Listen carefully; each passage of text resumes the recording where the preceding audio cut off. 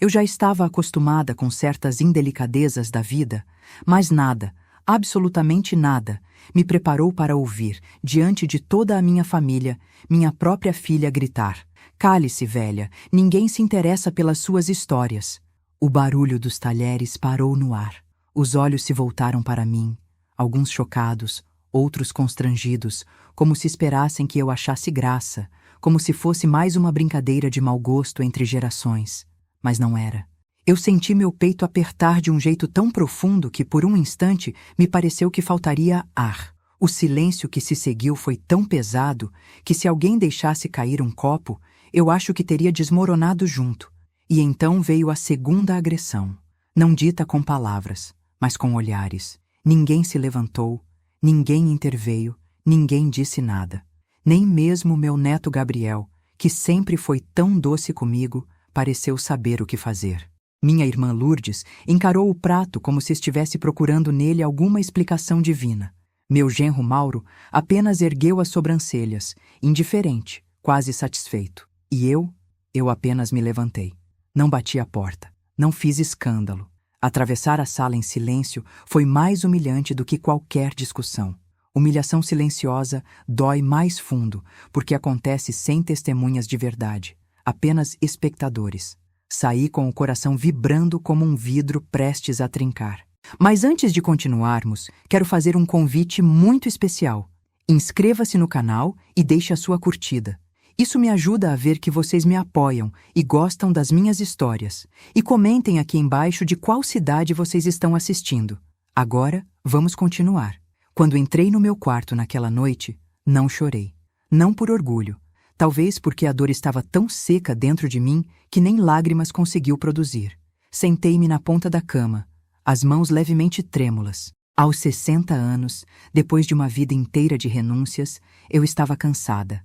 Cansada de ser tratada como peso morto, como lembrança incômoda, como alguém que só existe para servir de fundo no palco da vida dos outros. Olhei para o pequeno baú de madeira que guardo desde antes de Júlia nascer.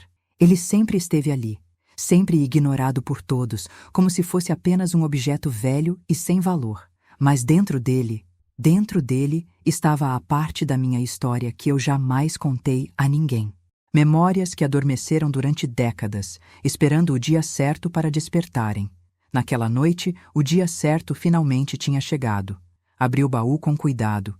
O cheiro de madeira antiga subiu como um sussurro do passado. Encarei os papéis, as fotos amareladas, a pequena caixa de veludo azul. Toquei tudo com os dedos, como quem revisita fantasmas. Respirei fundo e precisei me perguntar se eu realmente teria coragem. A resposta veio de dentro de mim com uma clareza que não sentia há muito tempo. Sim, eu teria. Selecionei um único item, o mais significativo de todos, o mais perigoso, o mais devastador, aquele que Júlia jamais imaginaria existir, aquele que redefiniria toda a vida dela, aquele que colocaria cada palavra cruel que ela me disse em perspectiva, como se a própria história se encarregasse de responder em meu nome. Guardei o resto no baú, fechei e o deixei exatamente no mesmo lugar. Mas o objeto escolhido, esse eu coloquei dentro de um envelope simples. Escrevi seu nome na frente com minha caligrafia firme e, antes de dormir, me senti estranhamente leve, como se tivesse entregue meu coração a uma nova direção. Na manhã seguinte, acordei cedo. O sol mal havia tocado as frestas da janela quando caminhei até o quarto de hóspedes, onde Júlia estava dormindo. A casa ainda estava silenciosa. A família toda tinha ido dormir tensa, mas não preocupada comigo. Preocupada com o constrangimento. Preocupada com a cena. Preocupada com aparências. Coloquei o envelope sobre a cama dela, não ao lado do travesseiro, exatamente em cima, para que fosse a primeira coisa que ela visse ao acordar. E fui embora. Dessa vez, para valer. Peguei minhas coisas, tranquei a porta atrás de mim e desci a rua com passos lentos, porém decididos. Não deixei bilhete, não deixei alerta, não deixei recado. Apenas o envelope. Eu já estava tomando meu café sozinha, cerca de 2 horas depois, em uma padaria distante, quando meu celular começou a tocar sem parar. O nome dela se repetia, piscando, insistente. Júlia nunca me ligava naquele horário. Ignorei. Mas então veio a mensagem de Gabriel, curta e desesperada. Vó, o que a senhora fez? A mamãe está desesperada. E eu sorri. Não por vingança. Ainda não. Foi porque, pela primeira vez em muitos anos, eu senti que minha voz finalmente tinha encontrado espaço para ser ouvida. Porque eu sabia exatamente o que ela tinha encontrado ao acordar. Mas vocês ainda não sabem. E acreditem, quando souberem, vão entender por que minha filha correu gritando pela casa como se o chão estivesse desabando sob seus pés. Aquele envelope continha mais do que um objeto. Continha a verdade. A verdade que ela passou a vida inteira tentando evitar. Quando Gabriel me enviou aquela mensagem, algo dentro de mim se remexeu como um animal antigo despertando. Eu o amava profundamente, talvez mais do que qualquer outra pessoa nesta vida. E ainda assim, sabia que minha decisão o afetaria. Ele era sensível, diferente da mãe desde pequeno. Sempre prestou atenção às minhas histórias, mesmo quando fingia que não. Sempre foi o primeiro a notar quando minha voz vacilava ou quando eu sorria apenas para disfarçar um tropeço da alma. Mas minha filha... Júlia. Com ela, as coisas nunca foram simples. Enquanto o telefone continuava vibrando sem parar dentro da bolsa, eu observava o vapor subir da xícara de café como se fosse uma lembrança materializada. O envelope que deixei sobre a cama de Júlia tinha o poder de transformar tudo, passado, presente, laços, culpas, em estilhaços. E talvez finalmente ela enxergasse aquilo que eu gritei silenciosamente por tantos anos. Era curioso como a dor não nasce de um dia para o outro. Ela se constrói devagar, como ferrugem em metal esquecido. E quando você percebe, já está toda tomada. Comecei a me lembrar da infância de Júlia. Ela era uma criança intensa, chorava alto, ria alto, queria o mundo inteiro dentro das mãos pequenas. E eu me dedicava a tudo, mesmo sem saber se estava fazendo certo. O pai dela, Renato, era ausente, tanto de presença quanto de responsabilidade. Dizia que trabalhava demais, que não tinha paciência, que crianças não eram seu talento. Eu fazia o papel de mãe, pai, enfermeira, professora, porto seguro. E mesmo assim Júlia sempre o idealizou. Talvez justamente por isso. Quando ela tinha 11 anos, Renato simplesmente não voltou. Nenhuma ligação, nenhuma explicação, apenas silêncio. E naquele silêncio, Júlia encontrou alguém para culpar. Eu. Você deve ter feito alguma coisa, disse ela, num dia em que chegou da escola com os olhos vermelhos. Júlia, seu pai, ele... Tentei explicar, mas a verdade era muito mais difícil do que ela seria capaz de entender. Ela virou o rosto e nunca mais tocou no assunto. Mas eu sabia que, no fundo, aquela fissura nunca mais se fechou. Cresceu com ela. Moldou a maneira como falava comigo, como me olhava, como interpretava cada gesto meu. Cresceu como uma parede invisível entre nós, tão grossa que nenhum afeto parecia capaz de atravessar. Enquanto lembrava disso, senti meu coração pesar. O envelope sobre sua cama carregava justamente algo sobre seu pai. Algo que, se tivesse sido revelado antes, talvez tivesse mudado tudo. Ou nada. Talvez tivesse provocado ainda mais dor. Talvez tivesse impedido que ela se transformasse na mulher dura, impaciente e arrogante que se tornou. Ou talvez tivesse a destruído. Mas uma coisa era certa. Ela tinha o direito, e também a obrigação, de finalmente saber. Meu celular tocou novamente, desta vez com o nome da minha irmã, Lourdes. Ignorei. Eu sabia exatamente o que ouviria. Ana, volte para casa. Ana, sua filha está passando mal. Ana, o que você aprontou desta vez? Lourdes sempre foi prática demais para entender a complexidade emocional da nossa família. Para ela, tudo poderia ser resolvido com um café forte, um pano quente e a voz dela falando alto. Mas algumas feridas não se curam com receitas caseiras. Enquanto o sol subia e a padaria começava a encher, senti necessidade de caminhar. Minha cabeça fervia de lembranças e eu precisava do ar fresco. As pessoas que passavam por mim pareciam pequenas histórias ambulantes, todas elas carregando seus próprios dramas, todos invisíveis uns aos outros. Caminhei até o parque, onde costumava levar Júlia quando ela ainda acreditava que eu era suficiente. Lembro-me dela correndo entre as árvores, rindo, chamando minha atenção para cada folha diferente que encontrava. Eu sentava no banco, olhava suas pequenas pernas remexendo na grama e achava que aquele amor seria eterno, inquebrável. Ah, como a vida gosta de nos desmentir. Foi ali, naquele mesmo banco, que encontrei o irmão de Renato uma semana após o desaparecimento dele. Ele me entregou algo, algo que eu guardei, algo que nunca contei a Júlia, algo que agora estava no envelope sobre sua cama. A lembrança me atravessou como um vento frio. Eu não tinha coragem naquela época. Tinha medo de destruir a imagem que ela fazia do pai. Medo de vê-la me culpar ainda mais. Medo de vê-la quebrar. Escolhi o silêncio. E hoje pagava o preço disso. Mas naquele momento, caminhando pelo parque, senti que finalmente tinha escolhido o caminho certo. À tarde, quando sentei num banco próximo ao lago artificial, recebi outra mensagem. Desta vez, de Mauro, o marido de Júlia. Ana, você passou dos limites. Ela está tremendo. Atenda. Tremendo. Eu senti o peso dessa palavra, mas não me comovi. Mauro nunca gostou de mim. Sempre achou que eu atrapalhava sua autoridade dentro de casa. Era controlador, cínico, daqueles que dizem é só brincadeira, depois de humilhar alguém. Júlia, por razões que talvez nem ela saiba explicar, sempre se submeteu ao jeito dele. Eu via reflexos do que vivi com Renato. A diferença é que Mauro nunca foi embora, mas talvez tivesse sido melhor se tivesse ido. Enquanto pensava nisso tudo, lembrei-me da pequena caixa de veludo azul no meu baú. Lembrei de como minhas mãos tremeram quando a peguei. Não era apenas um objeto, era um símbolo. Era um eco do passado que Júlia se recusou a ouvir durante toda a vida. E era exatamente isso que ela viu pela manhã, assim que abriu os olhos. O objeto dentro do envelope não era apenas um choque. Era uma revelação, uma afirmação, uma prova e um aviso. Algo que desmontaria a versão de mundo que Júlia carregou até ali e que ela usava como arma contra mim. E enquanto o sol se punha, senti que algo muito maior estava começando a acontecer, como rachaduras crescendo sob um piso antigo.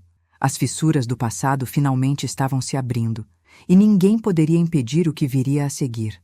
A notícia do meu desaparecimento, porque foi assim que Júlia descreveu minha simples saída, espalhou-se pela casa como uma nuvem pesada. Embora eu estivesse apenas a alguns bairros de distância, para eles era como se eu tivesse cruzado uma fronteira invisível, um limite que sempre esperaram que eu respeitasse, o limite de nunca me colocar em primeiro lugar. Enquanto caminhava sem rumo pelas ruas arborizadas do bairro antigo, onde vivi quase a vida inteira, imaginei o caos silencioso que devia se instalar na casa de Júlia naquela manhã. Júlia sempre acreditou que tinha tudo sob controle. Ela organizava horários com precisão, administrava a casa como se fosse uma empresa, ditava regras, esperava cumprimento imediato.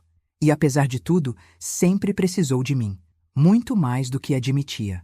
Eu podia vê-la mentalmente, os cabelos presos às pressas, os passos apressados pelo corredor, a respiração curta, Gabriel tentando alcançá-la, Mauro falando alto, perguntando o que eu tinha aprontado dessa vez. E Júlia? Ah, Júlia, olhando para o envelope como se fosse uma bomba que ela soubesse que iria explodir, e ainda assim tivesse medo de tocar. O peso do passado às vezes se revela em silêncio. E o silêncio dentro daquela casa devia estar ensurdecedor. Quando parei em frente à antiga fonte da Praça Central, um pedaço da minha memória se abriu sem pedir licença. Durante anos, eu imaginei que Júlia me escutaria quando adulta. Imaginava que ela entenderia minhas dificuldades, minhas escolhas, minhas falhas, mas cada vez que tentava contar qualquer coisa, ela reagia como reagiu no jantar, com impaciência, como se minhas lembranças fossem poeira acumulada em móveis que ela queria manter intocados. O silêncio dela sempre falou mais alto do que suas palavras duras. Continuei caminhando até chegar ao meu prédio. Subi as escadas devagar, sentindo meus músculos protestarem. Aos 60 anos, eu ainda era forte, mas não imbatível. Entrei em casa e a escuridão me recebeu como um abraço frio. Fechei as cortinas, tirei os sapatos e simplesmente me permiti ficar ali, em pé, na sala, ouvindo o barulho do meu próprio coração.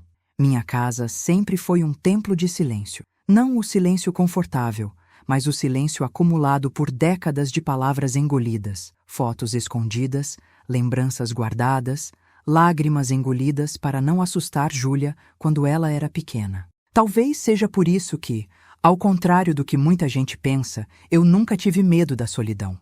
Meu maior medo sempre foi conviver com quem não me enxergava. Sentei no sofá e fechei os olhos, e, como um filme, as memórias começaram a desfilar. Lembrei da adolescência de Júlia, do dia em que ela chegou em casa chorando porque uma amiga havia dito que ela não tinha pai. Eu tentei abraçá-la, mas ela se afastou. "Eu tenho pai sim", ela gritou. "É você que não deixa ele vir." Eu não respondi, porque se respondesse, revelaria a verdade, e ela não estava pronta para isso. Renato nunca quis ser pai. Não daquele jeito. A cada visita marcada, ele inventava desculpas, se atrasava, se escondia na própria vergonha. E Júlia, tão pequena, tão faminta por atenção, sempre acabava culpando a mim. Eu fui o alvo mais fácil, continuei lembrando, de quando ela fez 17 anos e encontrou uma carta antiga no fundo do guarda-roupa, escrita pelo pai. Achou que eu a tinha escondido, e achou certo. Não porque eu queria manipular nada, mas porque a carta era cruel, egoísta, fria. Renato dizia que precisava de espaço para viver sua verdade e que esperava que Júlia crescesse e entendesse que nem todos nascem para cuidar de alguém. Eu não podia dar aquilo a ela, não naquela idade. Isso teria quebrado algo dentro de Júlia que talvez jamais se remendasse. E agora? Agora eu me perguntava se tinha apenas adiado o inevitável. À noite, recebi uma ligação de número desconhecido. Atendi sem pensar. A respiração do outro lado estava trêmula. "Vó", era Gabriel. Meu coração ficou apertado. "Sim, meu amor, sou eu." O silêncio dele foi tão longo que eu quase falei algo para quebrar a tensão. Mas então ele respirou fundo. "A mamãe tá diferente." Ela não falou nada o dia inteiro. Só ficou sentada na cama olhando para o envelope. Ela mandou o Mauro embora. Gritou com ele. Quebrou um copo. Fechei os olhos. O som de um copo se partindo sempre significou algo em nossa família. Rauzes profundas que vinham à tona. "E você, Gabriel? Como está?" Preocupado. E com medo. "Medo de quê, meu bem?" A resposta veio baixa, quase sussurrada. "Medo de que ela me trate do mesmo jeito que tratou você." Aquela frase doeu mais do que qualquer ataque que Júlia já me fez. "Você não merece isso", respondi com a voz firme. "E não vai acontecer. Eu prometo." Ele respirou fundo, mas não perguntou sobre o conteúdo do envelope. Talvez porque sabia que perguntar seria quebrar outra barreira invisível. Ou talvez porque, no fundo, não queria saber, ainda. "Vó, a senhora vai voltar para casa?" Olhei para a janela fechada, para a sala silenciosa, para minha vida inteira empacotada em anos de espera. "Não hoje, Gabriel. Talvez, não por enquanto. Mas ela precisa da senhora." Sorri com tristeza. "Ela nunca precisou de mim, meu amor. Pelo menos, não como pensa. Ela precisa é da verdade. Agora mais do que nunca." Gabriel não respondeu. E antes que o silêncio se tornasse pesado demais para ele, me despedi com carinho. Ao desligar, olhei ao redor e percebi algo. O silêncio da minha casa era um silêncio de libertação, mas o silêncio da casa de Júlia era um silêncio de desmoronamento. E aqueles silêncios, tão diferentes, estavam prestes a colidir. A noite seguinte ao meu afastamento foi estranhamente calma. Ao contrário do que imaginei, não senti medo, nem culpa, nem dúvida. Senti espera. Um silêncio tão profundo que parecia vir de dentro de mim, como se finalmente tivesse desligado um motor que ronronava há décadas. Mas, enquanto eu respirava essa nova tranquilidade, a casa de Júlia mergulhava em um tremor silencioso. Eu sabia que o envelope havia sido apenas a primeira rachadura. O terremoto começaria quando ela percebesse que aquilo era uma porta, e que atrás dela havia mais, muito mais. Era por isso que eu voltara a abrir o meu baú na noite anterior ao jantar. Não tinha sido impulso, não foi um acesso de raiva, foi decisão. E ao tocá-lo novamente agora, sentada na sala, senti como se cada peça dentro dele pulsasse uma história que eu enterrei para sobreviver. Decidi acender apenas uma luminária.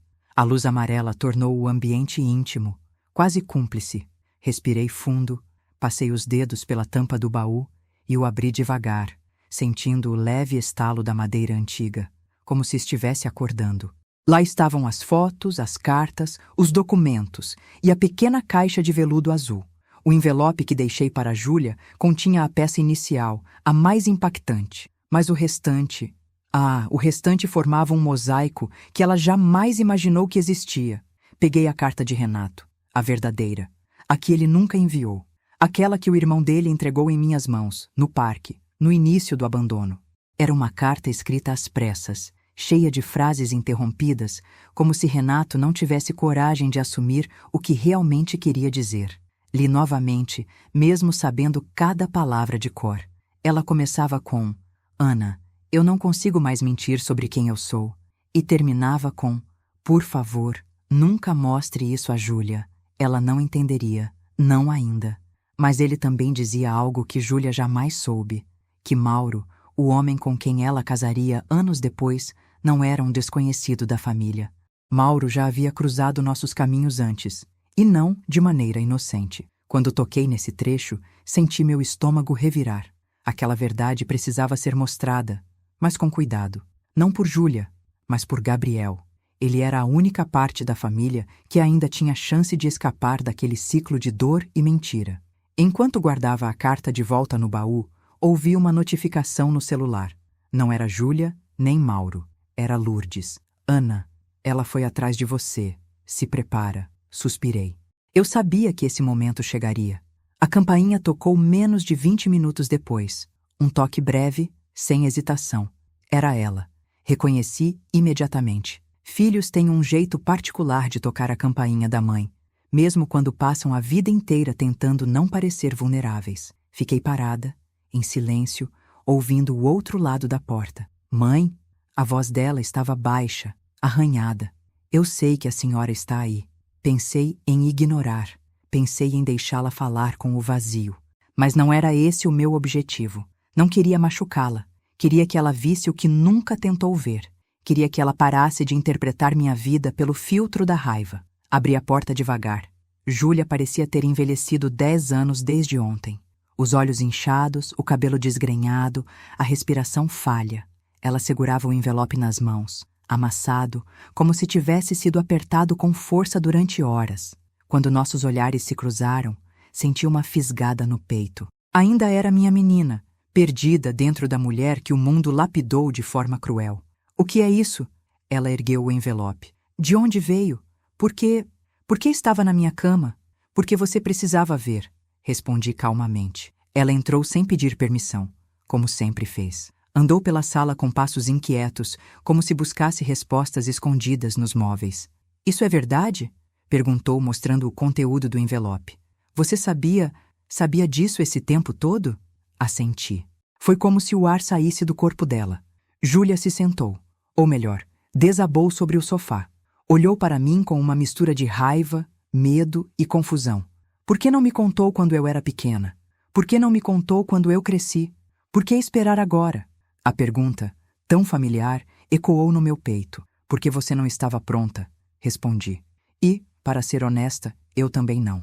Júlia abriu a boca para retrucar, mas se calou quando viu que o baú estava aberto, ao lado da poltrona. Por um instante, seus olhos brilharam com aquele mesmo medo infantil que ela sentia quando abria armários esperando monstros. Tem mais? Ela sussurrou. Tem, respondi. Ela não se moveu. Ficou apenas olhando. Uma estátua de dúvidas e receios. Aproximei-me do baú e retirei a pequena caixa de veludo azul. Não a entreguei a ela. Apenas a segurei entre nós duas. Júlia, o que está nesse envelope foi apenas o começo. Mas não é o mais grave. Ela engoliu seco. O que mais você está escondendo de mim? Não estou escondendo. Estou revelando. Finalmente. Os olhos dela se encheram de lágrimas. Mãe, eu não quero mais mentiras. Se ela soubesse o peso dessa frase. Então você precisa ter coragem para ouvir a verdade, respondi. E sentei-me diante dela, segurando a pequena caixa. Ela não fazia ideia do que havia ali dentro. Não sabia que aquela verdade enterrada não falava apenas do pai dela. Falava dela. Falava de Mauro. Falava de escolhas que ela nem imagina que fez. Ou que deixaram que fizesse. O silêncio que se instalou naquele momento não foi vazio. Foi o tipo de silêncio que anuncia uma revelação capaz de mudar destinos. Então, ainda sem abrir a caixa, eu disse: Júlia, o que você descobriu hoje não é nada comparado ao que você precisa descobrir agora. E sua expressão foi como ver um castelo inteiro rachando na minha frente. Eu nunca fui do tipo que acredita em coincidências. Aos 62 anos, aprendi, muitas vezes da pior maneira, que tudo o que acontece dentro de uma família tem raízes profundas, enterradas onde ninguém gosta de cavar. Por isso, quando Clara entrou no meu quarto naquela manhã, com os olhos inchados e o bilhete ainda tremendo entre os dedos, eu soube que algo se quebraria antes mesmo que qualquer palavra fosse dita. Ela ficou parada na porta por longos segundos, como se atravessá-la significasse violar um território sagrado. E talvez significasse mesmo. Depois da humilhação no jantar, meu quarto havia se tornado meu refúgio silencioso, o único lugar onde o passado não precisava ser explicado, apenas sentido. Mãe, ela murmurou, a voz quase sem corpo. Levantei os olhos do bordado que fingia fazer. A linha azul estava parada no mesmo ponto havia minutos. Respirei fundo antes de responder. Entre, Clara. Já passou da hora de conversarmos. Ela entrou com cuidado, sentando-se na ponta da cama como se temesse que qualquer movimento brusco fizesse o mundo desabar. O bilhete, aquele pequeno pedaço de papel que deixei sobre sua cama, ainda estava amassado na mão dela.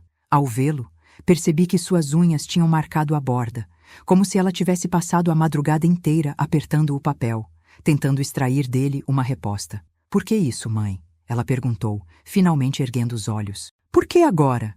Por que desse jeito? Seu tom não era mais agressivo, era frágil, vulnerável, quase infantil. Clara só voltava a ser criança em momentos de culpa, e isso dizia muito sobre a forma como construí nossa relação.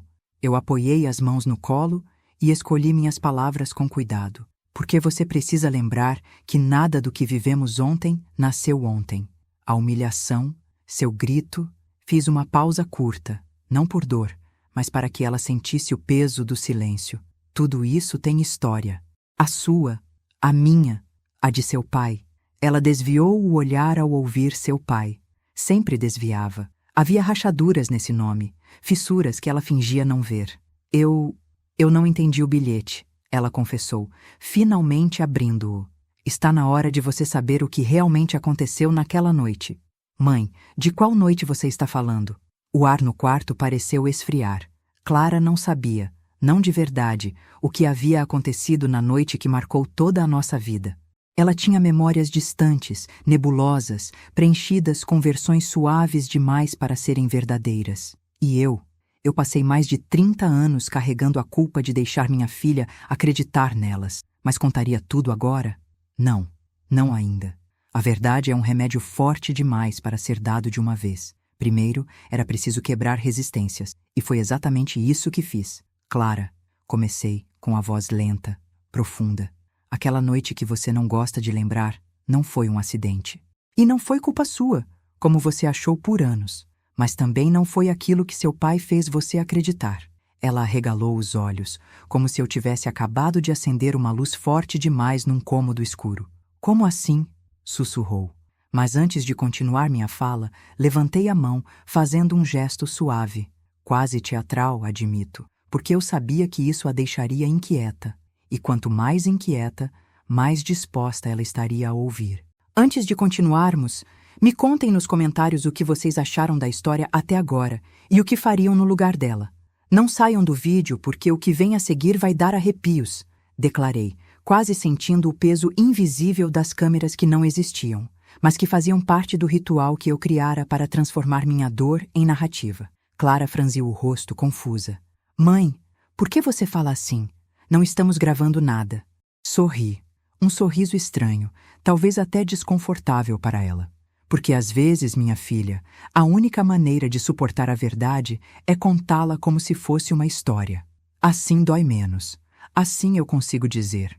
Ela inclinou a cabeça, ainda sem entender totalmente, mas já tocada pela gravidade do momento. Continue, mãe, pediu, com uma voz que eu não ouvia desde sua adolescência. Por favor.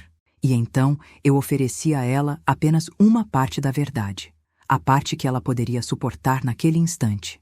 Você lembra dos gritos, lembra do som de vidro quebrando, e lembra de mim correndo para te abraçar enquanto seu pai tremia de raiva.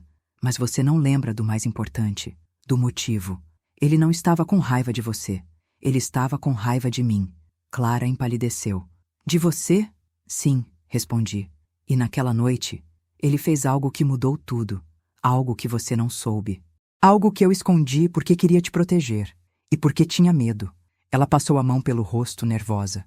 Mãe, o que ele fez? Eu a olhei nos olhos, profundamente, como uma mãe olha a filha quando vai reconstruí-la palavra por palavra.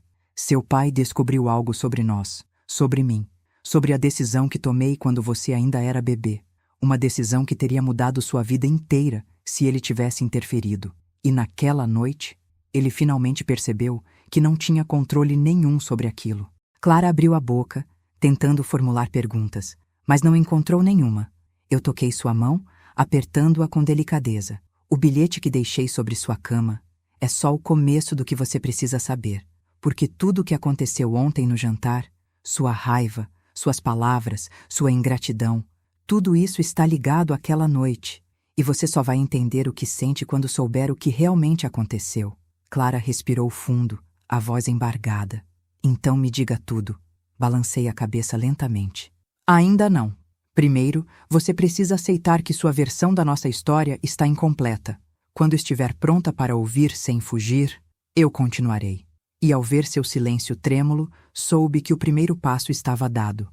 Ela já não era a mesma mulher que me chamou de velha inútil diante de todos. Agora, ela era uma filha confrontada por um passado que nunca imaginou. E esse era apenas o começo da minha vingança. Eu nunca gostei de 1989. Para muitos, foi um ano de mudanças no país, de esperanças políticas, de rearranjos que mexeram com o Brasil inteiro. Mas para mim, aquele ano se tornou um buraco na memória. E não por esquecimento, mas por escolha.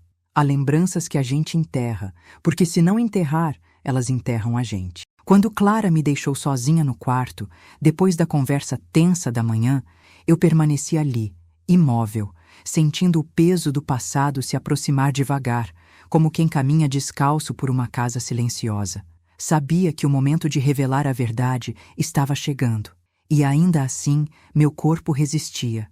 Minhas mãos tremiam, a respiração prendia no peito. Há segredos que envelhecem conosco, e outros que envelhecem contra nós. Sentei-me na beira da cama, fechando os olhos. Bastou isso para que a lembrança voltasse inteira, crua, indomável. 1989. Eu tinha apenas 26 anos e minha vida já estava marcada por mais perdas do que sonhos. Clara, com 2 anos na época, balbuciava palavras tortas e ria de qualquer coisa. Um riso tão cheio de vida que chegava a me ferir. Porque para mim, a vida já era uma espécie de sala mal iluminada, onde cada canto tinha uma sombra que me perseguia.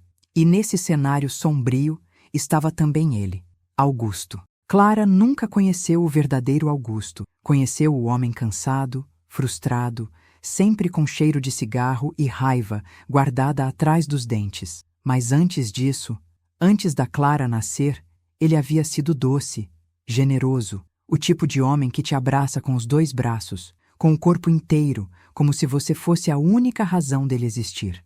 Mas quando as contas começaram a se acumular, quando o trabalho falhou, quando ele passou a beber como quem bebe para esquecer a si mesmo, tudo foi mudando. Ele começou a me olhar como se eu representasse tudo o que deu errado na vida dele. Começou a olhar Clara com um silêncio duro, como se ela fosse um peso que ele não pediu para carregar. Naquele ano, 1989, eu estava chegando ao limite. E foi nessa época que uma proposta chegou até mim. Uma proposta proibida, perigosa e que mudaria tudo. Eu ouvi novamente a voz de Dona Estefânia na minha mente, como se ela estivesse me dizendo aquilo pela primeira vez. Ana, você precisa pensar no futuro dessa menina. Há quem possa cuidar dela melhor do que ele. Era sobre isso. Era sobre entregar Clara. Não para a adoção. Isso seria simples demais. Limpo demais. Não. O que me ofereceram foi muito mais complexo.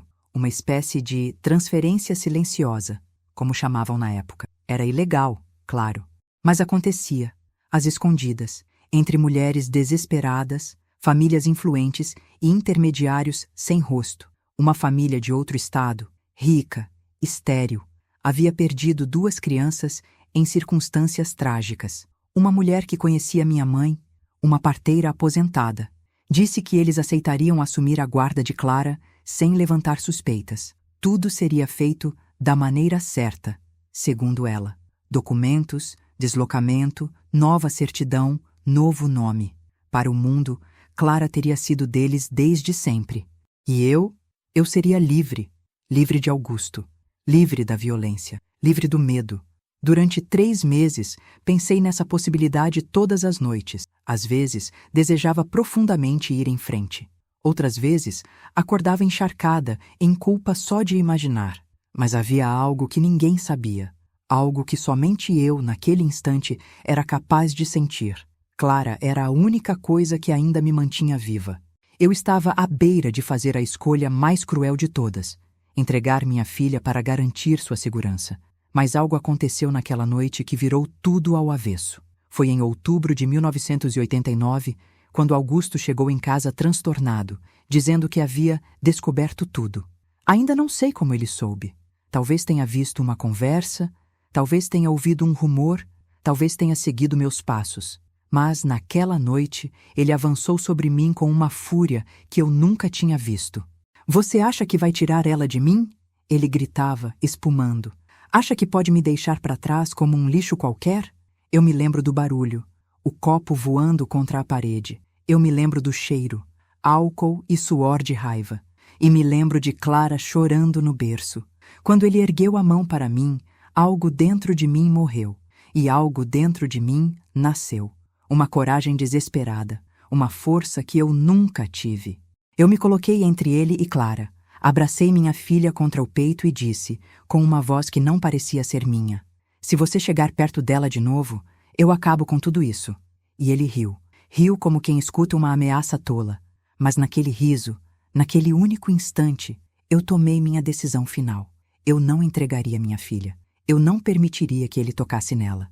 Eu não deixaria que Clara crescesse acreditando que merecia menos do que o mundo inteiro. Só que minha decisão teve consequências. Consequências que reverberam até hoje. E isso era o que Clara jamais soubera. Augusto sempre deixou que ela acreditasse que naquela noite ela havia causado a confusão, que ela era a culpada, que tudo aconteceu por causa de um brinquedo quebrado ou de um choro insistente.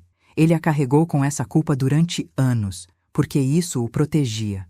E eu me calei, por medo, por covardia, por achar que se eu dissesse a verdade, destruiria algo dentro dela.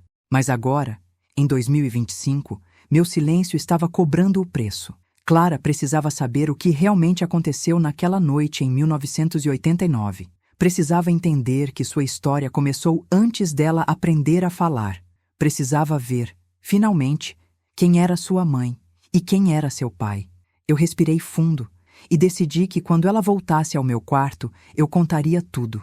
Mas não imaginava que ela não voltaria sozinha e que a pessoa que vinha com ela abriria uma ferida que eu pensei ter enterrado para sempre. Clara não voltou sozinha. Isso eu percebi no mesmo instante em que ouvi passos no corredor. 2 pares, um leve, apressado e o outro pesado, arrastado, como se cada movimento exigisse mais força do que o corpo podia oferecer. Levantei o rosto da colcha, sentindo o coração disparar, e meu primeiro pensamento foi um só: não, não pode ser ele. Mas antes que eu pudesse me preparar, a porta se abriu devagar, e lá estava Clara, com o rosto abatido, a boca trêmula, e atrás dela, apoiado em uma bengala, caminhando com dificuldade, estava Ricardo, meu irmão, ou melhor, o homem que eu não via desde 1992. O ar do quarto pareceu se partir ao meio. Meus dedos congelaram no ar, como se a simples presença dele roubasse minha capacidade de existir com naturalidade. Ricardo sempre tivera esse efeito, mesmo quando éramos crianças. Ele era 2 anos mais velho, mas parecia 10 anos mais cruel. E agora, ali, tão velho quanto eu, com cabelos grisalhos e olhar cansado, era como se o passado inteiro tivesse ganhado pernas para entrar no meu quarto sem pedir licença. Clara andou até mim, nervosa. "Mãe, eu não sabia que ele viria, mas ele disse que precisava falar com você. Urgente." Meu corpo reagiu antes de minha mente processar. Levantei-me da cama, devagar, quase como se estivesse pisando num campo minado. "O que você quer aqui, Ricardo?" perguntei, a voz mais firme do que eu esperava. Ele respirou fundo e apoiou a bengala no chão. O som seco ecoou no quarto. Quero colocar um fim nessa história, disse ele, com aquela mesma dureza que carregou a vida inteira. Clara olhava de um para o outro, perdida. Que história? Perguntou. Ricardo me encarou como quem aponta uma arma. A história que ela te esconde desde 1989. Meu estômago afundou. Clara arregalou os olhos, virando-se para mim com uma rapidez assustadora. Mãe, ele sabe? Ricardo deu um passo à frente. Eu sei mais do que ela imagina. Eu estava lá naquela noite, Ana. Você achou mesmo que podia esconder isso de mim? A memória me atingiu como um tapa, quente, violento, preciso. Ricardo, na porta, o olhar frio, o silêncio cúmplice. Sim, ele estava lá. E eu passei 36 anos tentando esquecer disso. Clara olhava para mim desesperada, como alguém que está prestes a ver o alicerce da própria vida ruir. Mãe, do que ele está falando? Ricardo não me deu tempo para responder. Eu vou dizer, Clara, porque sua mãe teve a chance dela e não teve coragem. Está na hora de você saber a verdade sobre o seu pai. O quarto pareceu pequeno demais para conter tanto passado, tanta dor acumulada, tanta lembrança, que eu sempre empurrei para um canto escuro da memória. Clara se sentou na ponta da cama, respirando rápido. Eu quero ouvir, ela disse. De um dos dois. Agora.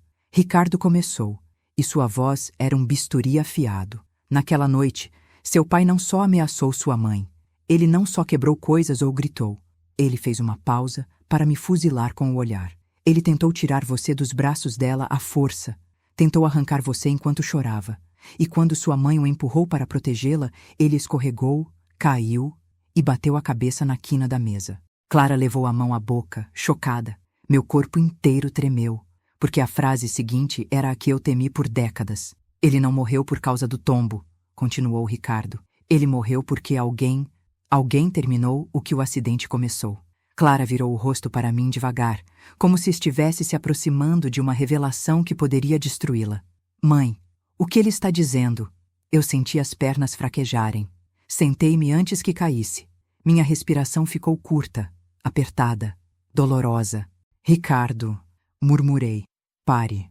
Não, ele respondeu seco. Eu fiquei em silêncio por mais de 30 anos. Agora chega.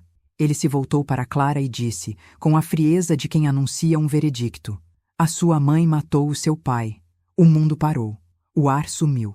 Clara arregalou os olhos tão intensamente que pude ver minha própria imagem refletida neles. Frágil, devastada, exposta. Não, ela murmurou. Não, isso não é verdade. Mãe, diga que não é verdade. Eu tentei falar. Sério, tentei. Mas a garganta fechou. O corpo todo tremia. As lembranças vinham como ondas. O grito dele, o impacto, o sangue escorrendo devagar pelo chão de cerâmica, meu desespero, o medo de perder a guarda de Clara, o medo de ser culpada, o medo de deixá-la sozinha com uma família que eu não conhecia. A culpa, o silêncio, aquela madrugada inteira, e o som da respiração dele ficando fraca, e depois, sumindo. Ricardo respirou fundo. Eu vi quando você colocou as mãos nele, Ana. Eu estava na porta. Você achava que eu tinha ido embora, mas eu voltei. Eu vi o jeito que você pressionou o pescoço dele. Eu vi.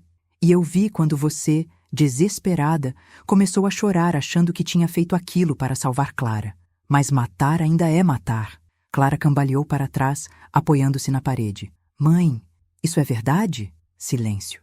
Eu senti o colapso se aproximando, como uma onda gigante prestes a cair sobre mim. E quando finalmente consegui respirar, eu disse, não foi assim. Clara chorava. Ricardo cerrava os dentes.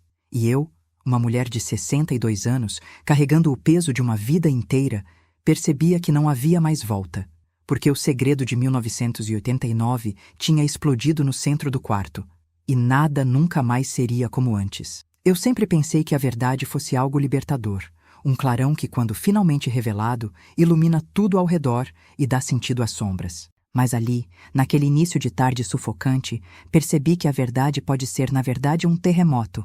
Ela não ilumina, ela destrói. E quando termina, nada fica de pé do mesmo jeito. Clara estava desmoronando diante de mim. Ricardo, encostado na bengala, me observava com aquele olhar frio e calculado que herdou de nossa mãe. Um olhar que não oferecia carinho, nem compreensão, nem sequer crueldade aberta. Era pior, era indiferença. Eu me sentia prestes a cair. Mas havia algo dentro de mim, pequeno, teimoso, insistente, que dizia que ainda não era hora de me calar. Clara respirava rápido demais, como quem tenta agarrar o ar para não se afogar em desespero. Mãe, ela sussurrou com a voz quebrada. Por favor, diga alguma coisa. Eu fechei os olhos por um instante, reunindo a força que me restava. Quando voltei a encará-la, senti que precisava começar do único lugar onde ainda havia verdade pura, o amor. E Clara, disse com a voz baixa mas firme, eu nunca machucaria o seu pai por maldade. Nunca. Eu nunca teria tirado a vida de ninguém, a não ser que acreditasse que não havia outra forma de proteger você. Ela apertou as mãos contra o próprio peito, hesitante. Ricardo bufou. Aí está, a velha justificativa.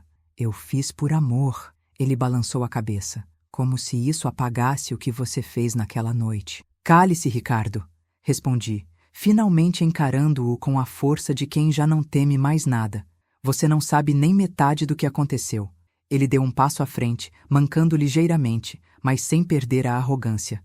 Ah, eu sei. Eu vi. Eu lembro. Você lembra do que quer, respondi, mais amarga do que pretendia. Clara ergueu a mão, pedindo silêncio. Chega, por favor. Ela respirou fundo. Eu preciso pensar. Preciso entender tudo. Isso é demais. Ela me olhou, os olhos inundados. Mãe, eu preciso ficar sozinha. Aquela frase cortou algo dentro de mim. Clara nunca pedia para ficar sozinha. Sempre buscou validação, opinião, apoio, principalmente de mim. Mas agora era como se eu fosse uma estranha na casa onde vivi metade da vida. Eu assenti devagar. Tudo bem, filha. Vá. Mas, antes que ela saísse, Ricardo se aproximou da porta como um vigia indesejado. Eu também vou, disse Clara, evitando olhar para ele. Não aguento mais nada disso. Ainda bem, porque eu tenho outra coisa para resolver, respondeu Ricardo, olhando diretamente para mim. Eu franzi o senho. O que você veio fazer aqui, afinal, Ricardo? Porque eu sei que não foi apenas revelar meu segredo. Ele sorriu. Um sorriso curto, torto, perigoso. Eu vim trazer alguém. Ele virou o rosto em direção ao corredor. Ela está lá fora. Meu sangue gelou. Ela quem? Ricardo não respondeu. Apenas deu meia volta e saiu. Clara foi atrás dele, hesitante, ainda atordoada. Eu permaneci sentada por alguns segundos, ouvindo o som dos passos se afastando. Meu coração estava acelerado. Uma sensação de déjà-vu tomou conta de mim. Aquela mesma angústia que senti em 1989, quando ouvi passos pesados vindo em minha direção, trazendo uma verdade que eu não queria encarar. Levantei-me devagar e segui até a sala. Ricardo estava parado ao lado da porta de entrada. Clara, alguns passos atrás dele, tinha o rosto pálido, como se estivesse prestes a desmaiar. E então eu a vi. A mulher que entrou pela porta tinha cabelos prateados, presos num coque impecável. Os olhos eram pequenos, escuros, afiados como navalhas. Ela caminhava como quem já tinha certeza de que ninguém ousaria impedir sua passagem. Olá, Ana, disse ela com uma voz cortante. Faz muito tempo. Meu corpo inteiro travou. Não pode ser, murmurei. Clara olhou de um para o outro confusa. Quem é ela? A mulher deu um passo à frente, encarando-me com um desprezo antigo, profundo, pessoal. Sou a pessoa que sua mãe tem mais medo de reencontrar, disse ela, sem desviar o olhar de mim. E também sou a pessoa que pode confirmar tudo sobre 1989. Clara levou a mão à boca. Ricardo sorriu triunfante. Eu tentei respirar, mas o ar parecia preso no peito. Você está morta, eu sussurrei, incapaz de acreditar. Decepcionante, não? Ela respondeu. Algumas pessoas simplesmente não morrem quando você deseja. Clara se aproximou lentamente, tentando entender. Mãe, quem é essa mulher? O que ela tem a ver com aquela noite? A visitante inclinou ligeiramente a cabeça para mim, como quem saboreia o momento. Diga a ela, Ana. Seus lábios se curvaram em um sorriso cruel. Ou quer que eu conte como você implorou para que eu não denunciasse o que aconteceu com Augusto? Clara arregalou os olhos. Denunciar? O quê? A mulher olhou para mim e pronunciou as palavras que eu temi por 36 anos. Eu sou a única testemunha que viu o que você fez depois que Augusto caiu. A única. E estou aqui para terminar aquilo que deixamos pendurado no passado. Um silêncio mortal se instalou na sala. Clara cambaleou, perdida. Ricardo assistia tudo como quem vê um incêndio começar, com prazer mórbido. Eu senti o colapso acontecendo dentro de mim, mas ao mesmo tempo, algo se acendeu, algo feroz, que eu achava que tinha se apagado com o tempo, porque a mulher diante de mim, Dona Estefânia, a parteira, a vizinha, a confidente que entregou minha alma para Augusto naquela noite, não tinha vindo apenas para acusar, ela tinha vindo para barganhar.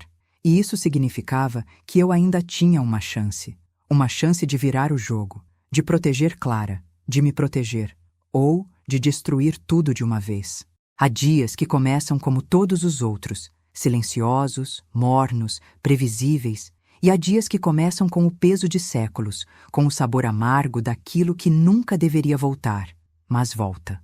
O dia seguinte à visita de Dona Estefânia pertencia ao segundo tipo. Eu acordei antes do sol, sentindo o coração bater num ritmo irregular, como se meu corpo estivesse tentando me alertar de que nada seria simples dali para frente. Clara não dormiu em casa. Eu ouvi o barulho da porta fechando na noite anterior. Ouvi seus passos apressados descendo a calçada. Ouvi o motor do carro arrancando como alguém que foge de um fantasma. E talvez estivesse mesmo fugindo.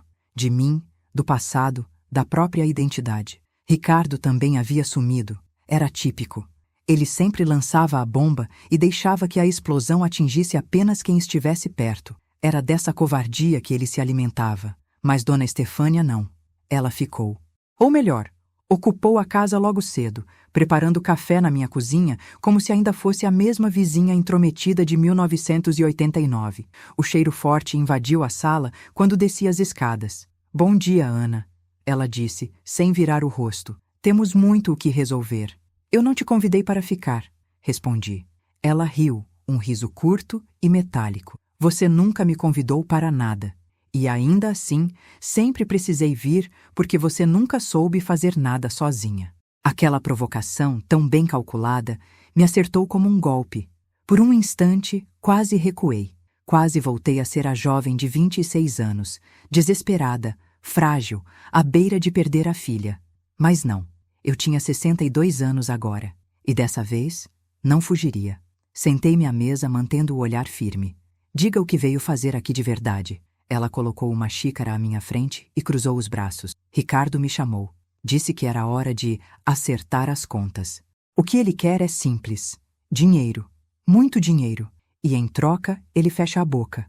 Eu também. Meu estômago revirou. Então é isso? Perguntei. Vocês querem me extorquir? Ah, querida. Ela sorriu, venenosa. Extorsão é uma palavra tão feia. Pense como compensação por um silêncio de décadas. Eu senti uma fúria antiga subir pelo meu corpo, quente, indomável. Não por causa do dinheiro, mas porque percebi que toda a dor guardada, toda a culpa acumulada, todo o medo que carreguei por 36 anos, estava nas mãos dessas duas pessoas que nunca fizeram nada além de se alimentar da minha vulnerabilidade. Não vou pagar nada a vocês, respondi com firmeza. Ela inclinou a cabeça, estudando-me como quem observa um animal prestes a ser abatido. Então, sua filha vai saber o resto da história. Vai saber que você apertou o pescoço do pai dela até ele parar de respirar. Vai saber que você me implorou para ajudar a encobrir tudo. Vai saber que Ricardo também estava ali e que todos nós mentimos para proteger você. Eu nunca pedi proteção, rebati. Não, ela concordou calmamente. Você pediu tempo, e eu te dei. Agora é a minha vez. Um silêncio tenso encheu a cozinha. O relógio na parede marcava 7h18. O dia mal tinha começado, e já parecia mais longo que a minha vida inteira. Onde está Ricardo? Perguntei. Vai chegar, ela respondeu, olhando pela janela. Ele disse que às 8 em ponto estaríamos todos aqui, inclusive sua filha. Meu coração disparou. Você chamou a Clara? Não fui eu, disse ela. Foi o próprio Ricardo, e pelo que entendi, ele prometeu contar tudo, com ou sem você. Ela sorriu. A escolha é sua. Ou você assume antes dele, ou ele assume por você da pior forma possível. De repente, o som de um carro estacionando quebrou o silêncio.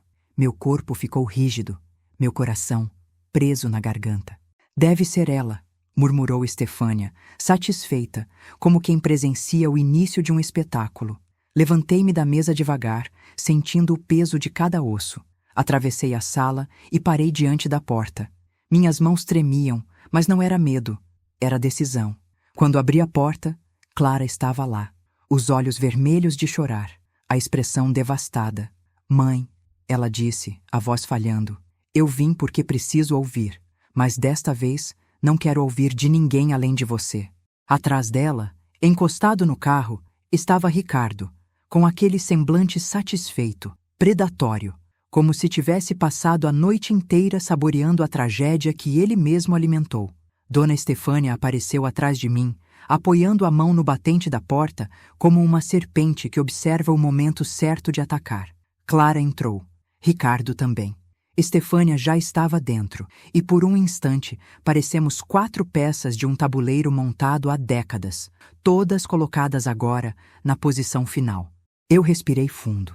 Era o dia do acerto, o dia em que cada palavra teria peso de sentença, o dia em que o passado deixaria de ser lembrança e se tornaria arma. Clara sentou-se no sofá, as mãos trêmulas no colo. Mãe, ela disse com a voz fraca, por favor, me conte tudo, sem esconder nada, do começo ao fim.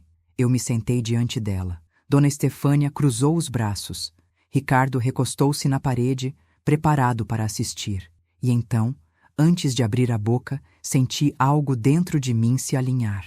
Como se todo o caos da minha vida finalmente encontrasse o centro. Eu não fugiria mais.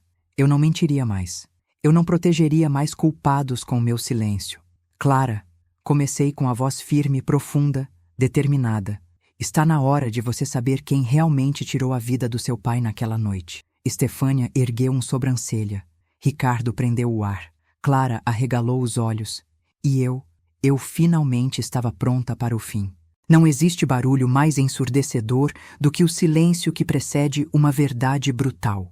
Clara me olhava sem piscar. A sala parecia menor, comprimida pelo peso de tudo que pairava entre nós. Ricardo tamborilava os dedos na parede, impaciente. E Dona Estefânia, sempre ela, mantinha aquele semicerrar de olhos que me dava a sensação de que tudo era um jogo que ela já havia vencido. Mas era justamente isso que iria mudar. Respirei fundo, preparando o terreno, mas antes que eu pudesse começar, uma lembrança antiga e curta me atravessou como uma lâmina. O cheiro de chuva naquela noite de 1989, o barulho da porta do galpão batendo ao vento e um grito que nunca mais saiu completamente da minha cabeça.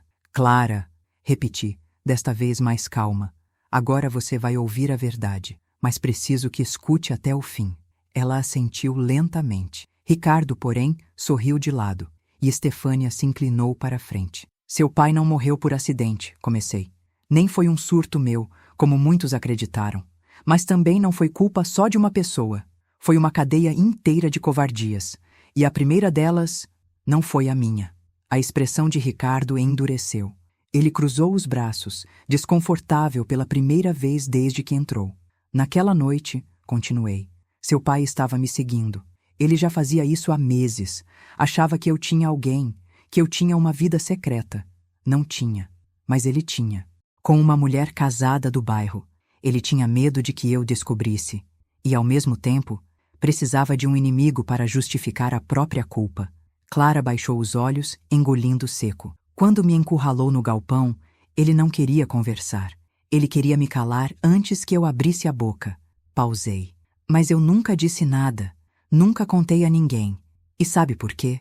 Clara ergueu o olhar.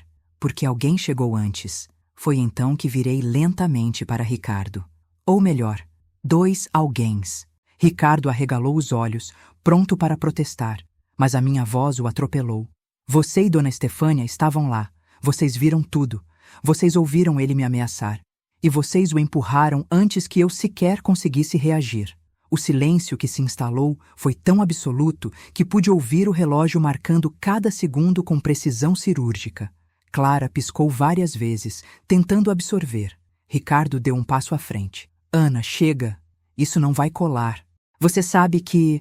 Você o empurrou contra as ferragens, interrompi. Foi você quem fez ele bater a cabeça. E entrou em pânico. E implorou para que eu assumisse, porque se a polícia soubesse que você estava lá, que estava perseguindo ele, que tinha ameaçado dias antes, você seria o único suspeito. Ricardo empalideceu. Clara virou-se lentamente para ele. É mentira? Perguntou, com a voz embargada. Ele abriu a boca, fechou, abriu outra vez. Mas antes que pudesse emitir qualquer defesa, Estefânia falou, e sua voz saiu estranhamente calma. Não é mentira. Ricardo virou-se para ela, traído. Clara levou a mão à boca, prestes a chorar. Estefânia, finalmente, parecia despida de suas farsas. A voz dela saiu grave, cansada. Nós tentamos ajudar sua mãe.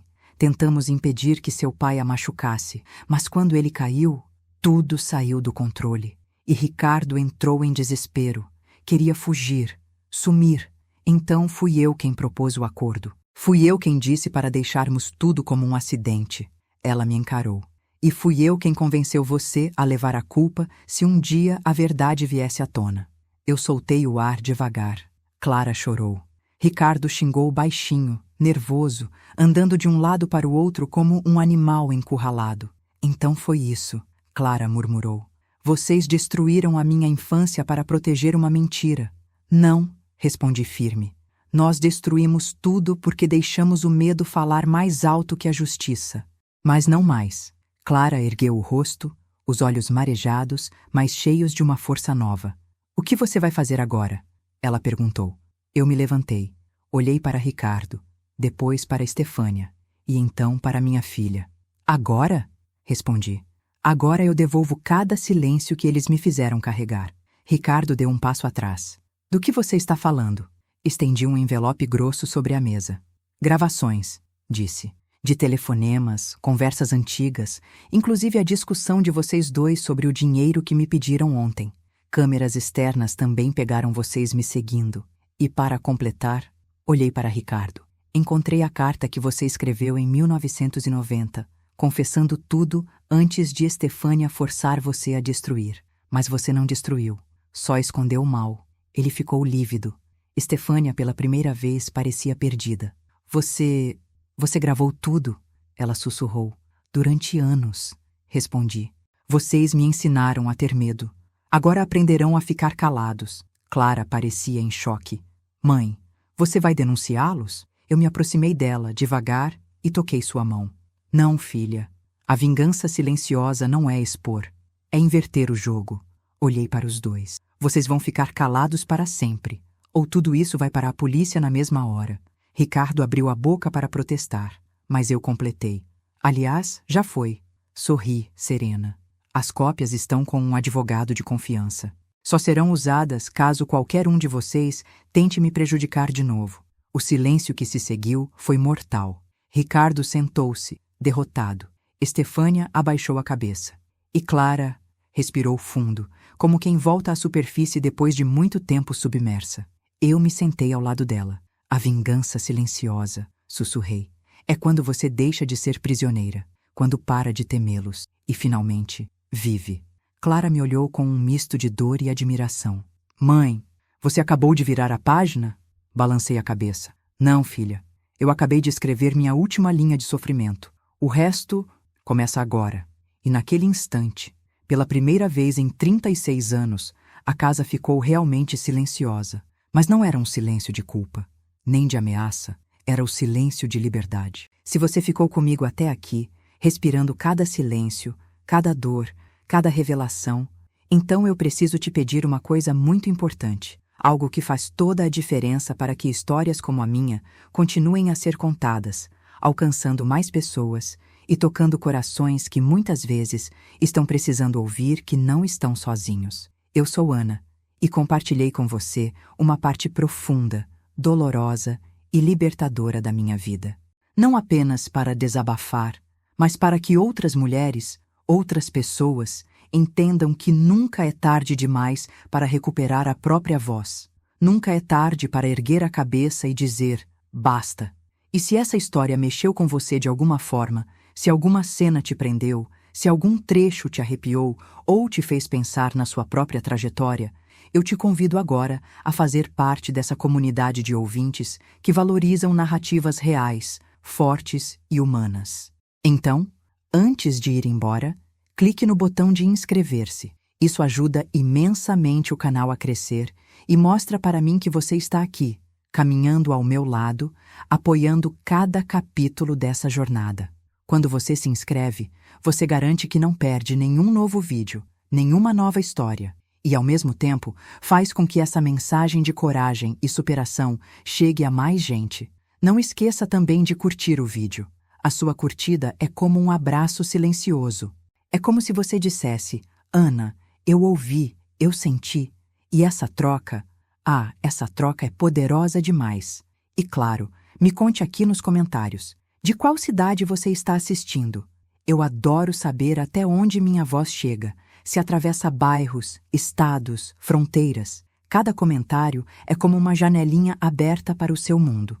Compartilhe também o que você sentiu, qual parte te marcou mais, e se você já viveu algo que encontrou eco na minha história. A sua participação é o que transforma esse espaço em algo vivo, humano e cheio de significado. Sem você, seria só uma narrativa solta no vento. Com você, vira memória, vira conversa, vira conexão. Obrigada por ficar comigo até o fim. Obrigada por ouvir a minha verdade. Obrigada por permitir que eu, enfim, respirasse aliviada depois de tantos anos. Eu sou Ana, e essa foi a minha história.